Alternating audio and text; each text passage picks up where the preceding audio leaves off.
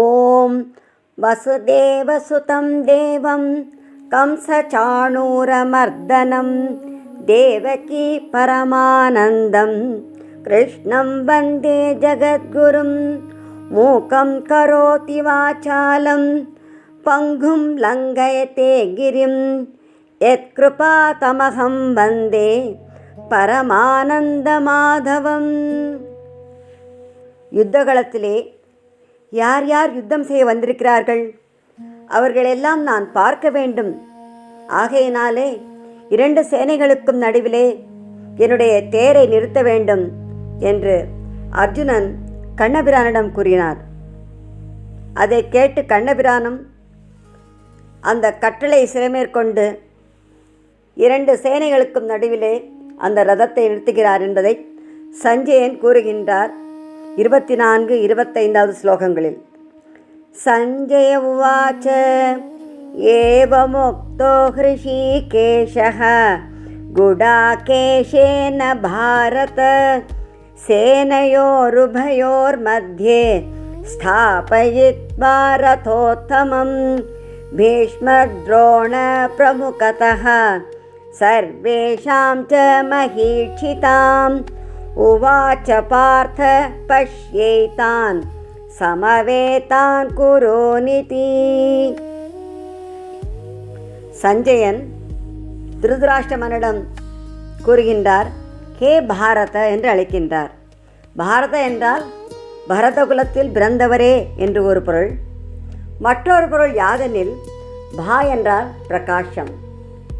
பிரகாஷம் ஞானத்தில் தான் ஒளி இருக்கின்றது. ஆகையினாலே யாருக்கு இந்த பிரகாசத்திலே ஞானத்திலே விருப்பம் உடைய இருக்கிறதோ அவன்தான் பாரதன். பாரத தேசத்தில் பிறந்த அனைவருக்குமே ஆன்மீகத்தில் ஈடுபாடு இருக்கும் என்பதை இந்த பாரதம் என்ற சொல் உணர்த்துகின்றது. ஏ பாரத திருதராஷ்டிரரே, குடாகேஷன ஏவம் முக்தஹா.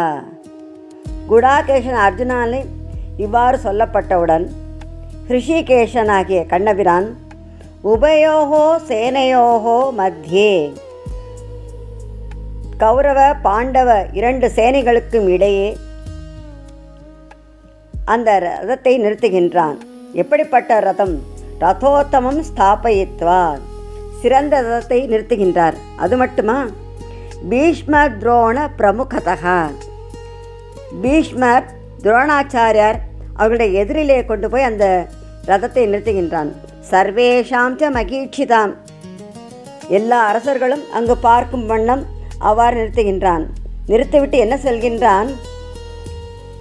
ஏதான் சமவேதான் குருன், இங்கு கூடியிருக்கின்ற இந்த கௌரவர்களையெல்லாம் பஷ்ய பார் இது என்று உவாச்ச சொன்னார். இங்கு அர்ஜுனனுக்கு குடாகேஷன் என்று சொல்லப்படுகிறது. குடாகேஷன் என்றால் தூக்கத்தை வென்றவன் என்று பொருள். ஒவ்வொருவருக்கும் தூக்கம் இன்றியமையாது. தூக்கம்தான் புலன்களுக்கு கொடுக்கும் ஓய்வாகின்றது. நினைத்தபடி நினைத்த பொழுது தூங்கவோ அல்லது தூங்காமல் இருக்கவோ முயற்சி செய்கின்ற ஒவ்வொருவராலும் முடியாது. ஆனால் அர்ஜுனனுக்கு அது நன்றாக தெரிந்திருந்தது. மனதை நன்கு வென்றவனுக்குத்தான் இந்த தூக்கத்தையும் வெல்ல முடியும். அர்ஜுனன் மனதையும் வென்றவன், தூக்கத்தையும் வென்றவன், நல்ல மன உறுதியுடையன். அப்பேற்பட்ட அர்ஜுனன் இப்பொழுது இந்த சேனைகளுக்கு நடுவிலே தன்னுடைய தேரை நிறுத்தும்படி சொல்ல பகவானும் அவ்வாறு செய்கின்றார். ஆனால் என்ன செய்கின்றார் தெரியுமா? பீஷ்மருக்கும் துரோணருக்கும் எதிரிலே கொண்டு போய் தேரை நிறுத்துகின்றார். ஏன் அவ்வாறு நிறுத்துகின்றார் என்றால், பீஷ்மாச்சாரியரையும் துரோணாச்சாரியரையும் பார்த்தவுடனே அர்ஜுனன் என்ன நினைப்பான்? ஆஹா, என்னுடைய ஆச்சாரியர்களை நான் எதிர்க்க வேண்டுமா? பேர்பட்ட யுத்தம் எனக்கு தேவையா என்றெல்லாம் மனக்குழப்பத்தினால் அவன் கலங்குவான். தன்னிடம் வழி கேட்பான். அப்பொழுது இந்த கீதை உபதேசத்தை செய்ய முடியும் என்றெல்லாம் கண்ணன் நினைத்திருந்தார். அவருடைய சங்கல்பத்தினால் தானே அனைத்தும் நிகழ்கிறது. அவ்வாறு பீஷ்ம துரோணாச்சாரியர் முன்னால் ரதத்தை நிறுத்தாமல் துரியோதனன், துச்சாதனன் அவர்கள் எதிரிலே சென்று அந்த ரதத்தை நிறுத்தியிருந்தால் அப்பொழுதே அவர்கள் செய்த அவமானத்தை எல்லாம் நினைத்து பார்த்து உடனே யுத்தத்தை ஆரம்பித்திருப்பான் அர்ஜுனன். ஆகையினால்தான் பகவான் கீதா உபதேசம் அனைவருக்கும் கிடைக்க வேண்டும் என்ற ஒரு கருணையினாலே பீஷ்ம துரோணருடைய முன்னிலையிலே சென்று அந்த ரதத்தை நிறுத்திவிட்டு எல்லோரையும் நன்றாக பார் அர்ஜுனா என்று கபடமாக கூறுகின்றார். சஞ்சய் உவாச்ச ஏவமுக்தோ ஹ்ருஷிகேஷः குடாகேஷேன பாரத சேனயோருபயோர்मध्ये ஸ்தாபயித்வா ரதோத்தமம் பீஷ்மத்ரோண பிரமுகதः சர்வேஷாம் ச மஹீட்சிதாம் உவாச்ச பார்த்த பஷ்யேதான் சமவேதான் குரோநிதி. அந்த இரண்டு சேனைகளுக்கும் நடுவிலே ரதத்தை நிறுத்தியவுடனே அர்ஜுனன் யார் யாரை பார்க்கின்றான் என்று 26வது ஸ்லோகமும் 27வது ஸ்லோகத்திலே அரை ஸ்லோகமும் பார்ப்போம். தத்ரா பஷ்ய ஸ்திதான் பார்த்தஹ பித்ரோநத பிதாமகான் ஆச்சார்யான் மாதுலான் பிராத்ரூன் புத்ரான் பௌத்ரான் சகீன்ஸ்ததா ஷோஷுரான் சுக்ருதஷைவ சேனையோருபயோரபி.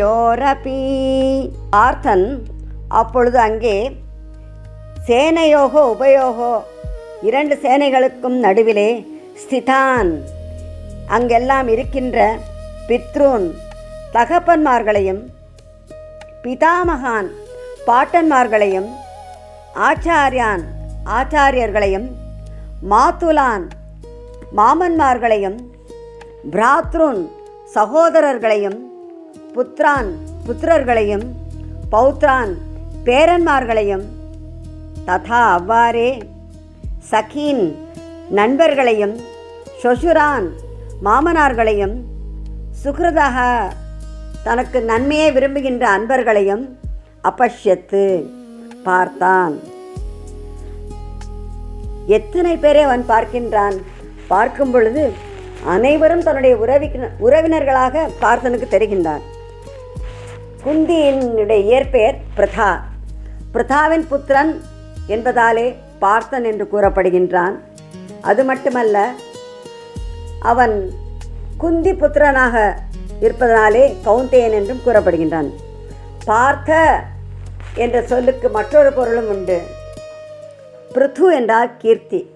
கீர்த்தி நிரம்பிய உடையவன் பார்த்தன். பா என்றால் ரட்சணம், காப்பாற்றுபவர். நம்மை எல்லாம் காப்பாற்றுபவர் அந்த பகவான் தானே. அந்த பகவானை யார் அர்த்தயத்தை தேடுகின்றானோ அவன்தான் பார்த்தன். உலகிலே நாம் எல்லோருமே பகவானை தேடினால் நாம் அனைவருமே பார்த்தன் தான். ஆகையினாலே அந்த பார்த்தன் தன்னுடைய உறவினர்களாக எல்லோரையும் பார்க்கின்றான். அவ்வாறு பார்த்த பின் அவனுக்கு என்ன நேர்ந்தது?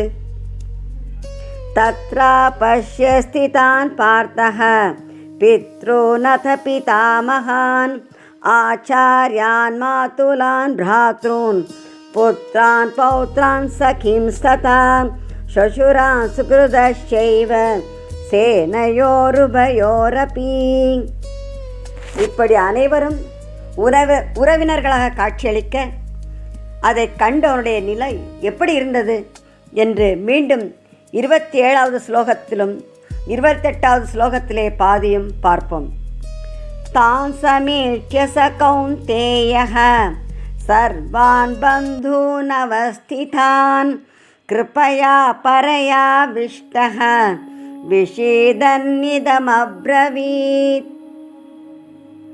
சக கௌந்தேயः, அந்த குந்திபுத்திரனாகிய அர்ஜுனன் அவஸ்திதான் அங்கு இருக்கின்ற தான் சர்வான் பந்தூன் தன்னுடைய உறவினர்கள் அனைவரையும் சமீட்சே நன்றாக பார்த்தான். பார்த்தவுடனே பரையா கிருப்பையா ஆவிஷ்டக மிகுந்த கருணையினாலே நிரம்பியவனாய் விஷீதன் மிகவும் கவலையுடன் இதம் அப்ரவீத் இந்த வார்த்தைகளெல்லாம் சொல்கின்றான். திடீரென்று அவனுக்கு மனதிலே பகைமை உணர்ச்சி மாறி கருணை பொங்கிற்று.